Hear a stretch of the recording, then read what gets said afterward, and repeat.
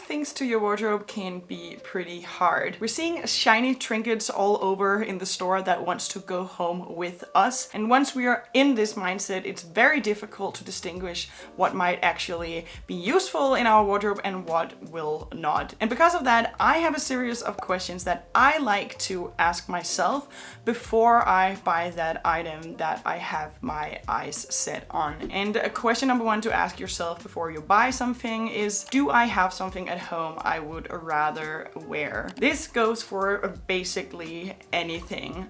The most recent example I have for my own wardrobe is that I tend to wear a lot of button-ups, and here in summer I tend to wear a lot of linen button-ups, and I found one in a bright yellow, and I thought it would fit in perfectly with my wardrobe, fit in perfectly with my color scheme, and so I went ahead and bought it. That was unfortunate because I did forget to ask myself this most important question, which is, do I have something I would rather wear? Because had I asked myself that question, I would have answered yes, I would rather wear my white linen shirt. So sometimes we tend to add something to our wardrobe because we think it will complement the rest of our style, but a lot of the times we have something else we would rather wear. And this can be helpful in a myriad of situations. If you pick up a dress or you look at a jacket and you think, wow, this would look so great with this and that, just ask yourself, yes, this would look great, but is there something at home I would rather wear? Because when the answer is yes, you then end up next to never reaching for that new item when you do have something that looks greater at home. Next thing to ask yourself before you buy an item is, what can I wear this with? There's quite a few versions of this question.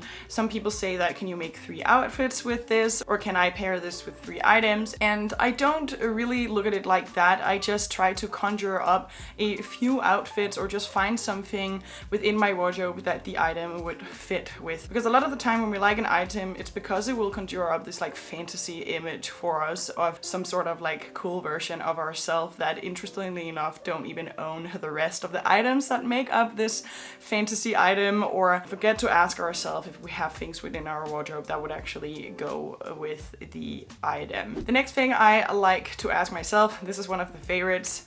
I always talk about some version of this on my channel. I called it proof of concept, but the question goes like, do I have a history of wearing this? If you want to add something to your wardrobe that you're actually going to wear, this is one of the best questions that you can ask yourself. I, for example, have a tendency to wear a lot of blazers, so if I do see a blazer out and about that I really like, I'll ask myself if I have a history of wearing an item like this, and the answer will be yes. There are a lot of other things that go into whether or not you will wear an item, but if you are reaching for something that you have a good history of already wearing, there's a much bigger chance that you actually will. You can ask this about any type of point about the item. Do I have a history of wearing pink? Do I have a history of wearing a blazer?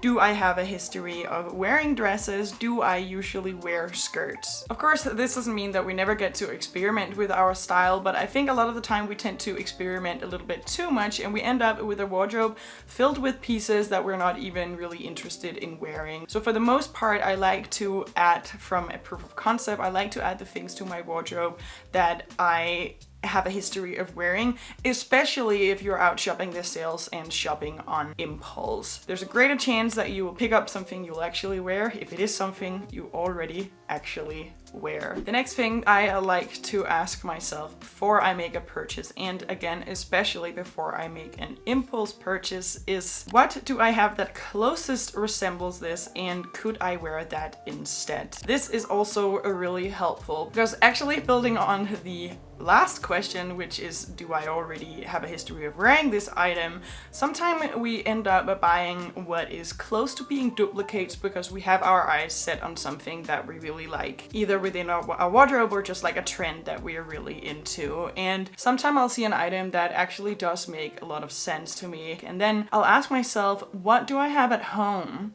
that closely resembles this, and could I wear that in its stead? And so much of the time the answer will be yes.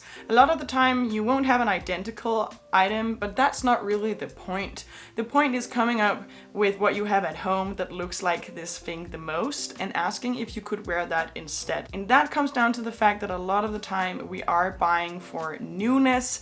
We're buying for that magical feeling of wearing something new, bringing it home, adding this shiny trinket to our wardrobe. And the thing with adding things just because they're new is that they won't stay new for long. Very shortly after that, you'll end up with yet another old thing within your wardrobe that resembles something that was also once new within your wardrobe, but is now also old. This is something I tend to think about a lot in terms of wrap dresses. I absolutely love a wrap dress, and I have a tendency to want to add them all the time, but I do already have a black wrap dress within my wardrobe, and that does not mean that I could not add another wrap dress if I really wanted to. But a lot of the time I will actually, funnily enough, pick up a black wrap dress from a store and I'll be like, wow, this is so gorgeous, and then I'll have to ask myself, well, don't you already have something that resembles this? And of course then the answer is yes.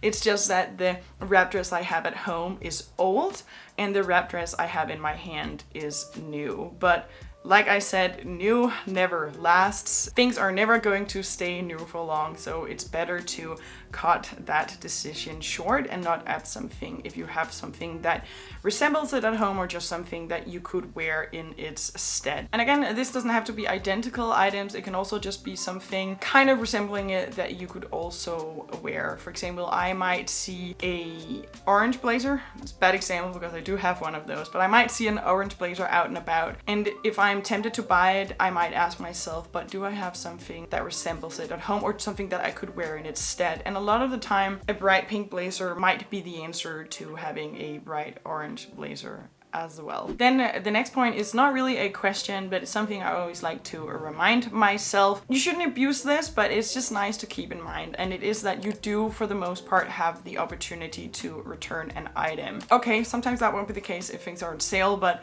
mostly it will be the case even when things are on sale. And again, I don't think that you should abuse this, just buy a bunch of stuff knowing that you can return it, but I just like to keep in mind that it is a possibility. I know for a fact that some people have a tendency to not return things. They just let the expiration date come, and then once that comes they can't return the item. Like, they don't actually get to go down to the store and return it. I don't have that issue. I am a master returner. If there's something I do not want to wear, even though I have already bought it, I will take it back to the store and return it. What I'm trying to say with that is that usually, even if you do make a mistake, it's not too late to correct it. You just need to pull yourself up by the bootstraps and go down to the store and actually get your money back. It's better for you, and it's also better for the environment, so that you're not bringing something into rotation that maybe something else could actually buy and bring into rotation instead. I hope you enjoyed this video. If you did,